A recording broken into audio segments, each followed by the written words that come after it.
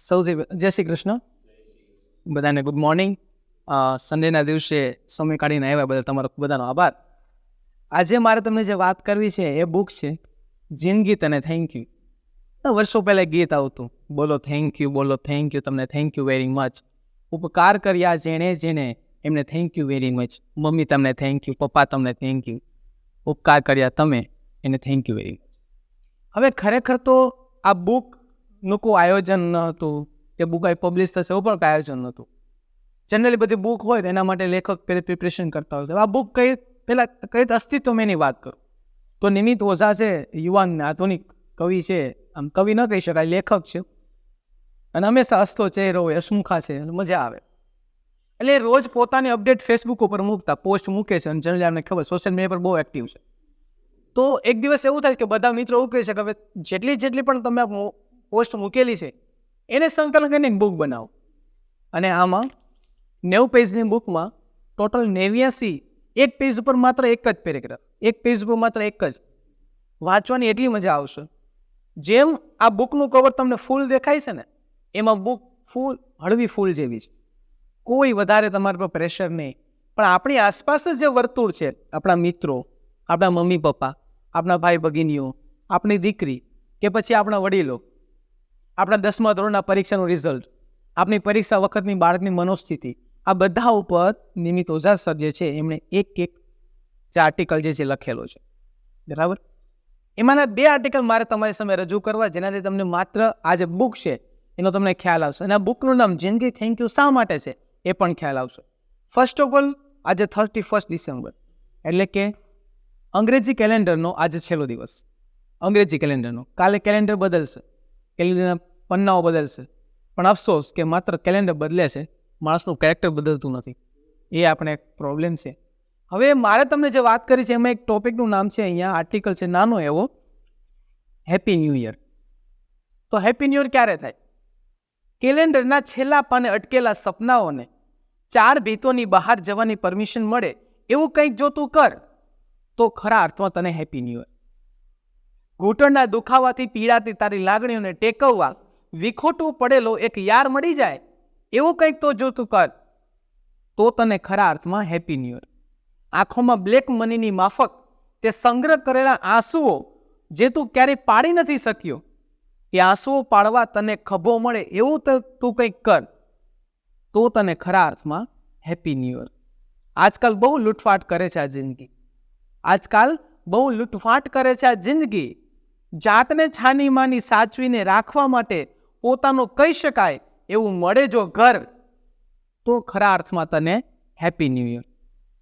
આસપાસ જો તારીખ્યાના પાનાની જેમ ખરતી ક્ષણો અને ખરતી પડતી જિંદગીઓ છે, કોઈ એક ઉદાસ ચહેરા પર તું ખુશીઓની રંગોળી કર તો તને ખરા અર્થમાં હેપી ન્યૂ યર.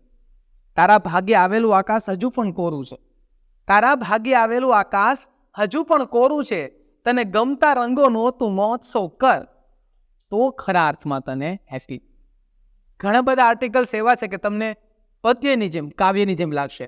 પણ શરૂઆતમાં પ્રસ્તાવનામાં જ નિમિત્ત ઓઝા સર જે છે એ સરેન્ડર કરે છે કે આ બુક વાંચ્યા પછી કોઈએ મને ગુજરાત સાહિત્યના પદ્ય વિભાગમાં મને એન્ટ્રી નથી આપવાની. હું કોઈ કવિ નથી. હું માત્ર મારો જે અનુભવ છે, અનુભવની સાથે જે મારું કનેક્શન છે એ હું લખું છું, છાપું છું. આ બુક લખવાનો કોઈ પહેલેથી જ કીધું એમ કે કોઈ એનો હતો જ નહીં. પણ માત્ર ને માત્ર શેના માટે? તો કે માત્ર ને માત્ર પોતાના જે આર્ટિકલ છે એને સાથે મળી અને આ રીતે બુક છાપવા માટે નક્કી કરેલું. ઘણા બધા લોકોને સારે પણ કીધું ને એમ કે ટેવ હોય છે કે બુક હાથમાં લઈને પન્નું પેલું ખોલે તરત જોલા આવે. સર મેં તો એવા પણ જોયા છે કે અમુક માત્ર સુવા માટે ઘરમાં બુક રાખે, ઘરે સુવા માટે બુક રાખે. હું કહું ભલે એ બાને પણ એક પેજ તો રોજનું વાંચશે ને, આજે નહીં તો કાલે એને ક્યારેક બુક વાંચવાનું વધારે મન થશે. તો આ એવા વ્યક્તિઓ માટે પણ બુક સારી સફળ નીવડશે કે જેમને આ બુક જે છે, જેને બુક પ્રત્યે પ્રેમ ન હોય, બુક વાંચવી કંટ્રોલ આવતો હોય, એ રોજનું એક આર્ટિકલ વાંચશે ને, રોજનું એક આર્ટિકલ. પણ મને લાગે કે લગભગ 90 દિવસ કાઢશે પણ નહીં.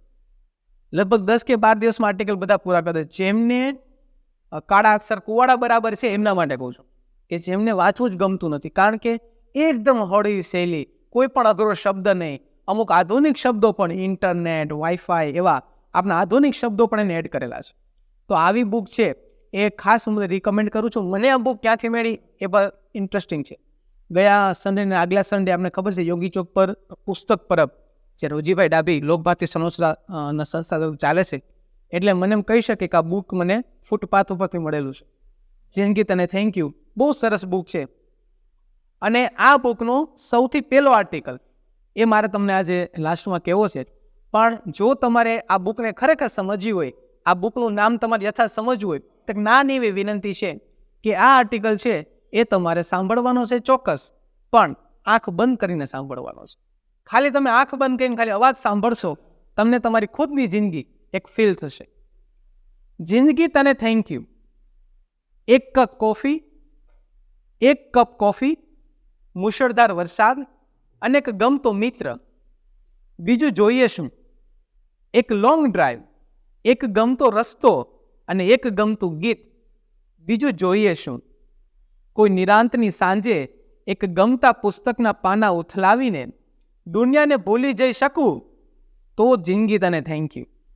એક મનગમતી સાંજે આથમતા સૂરજની સામે ઊભા રહીને મારી જાતમાં કશુંક ઉગાડી શકું, તો જિંદગી તને થેન્ક યુ. એક ગમતો સાથ, એક મનગમતો સ્વાદ અને એક સ્વાદિષ્ટ પકવાન.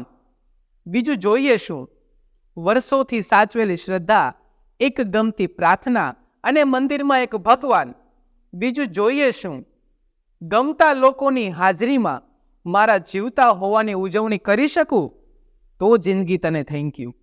જેને પ્રેમ કરું છું એ બધા લોકોને મન ભરીને ગળે મળી શકું, તો જિંદગી તને થેન્ક યુ.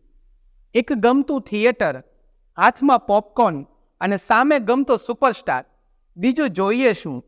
કેટલાક ગમતા લોકો, હાથમાં મીઠાઈ અને હૈયામાં ગમતો તહેવાર. બીજું જોઈએ શું?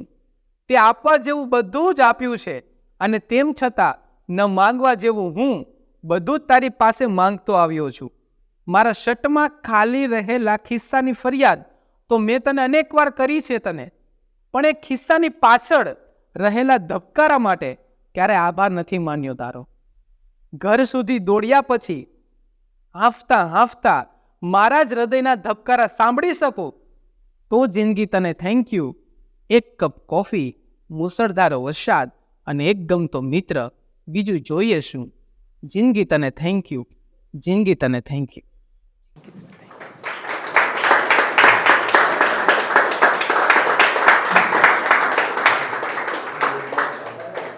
આ પછી તમારા બધાને પણ મારું થેન્ક યુ.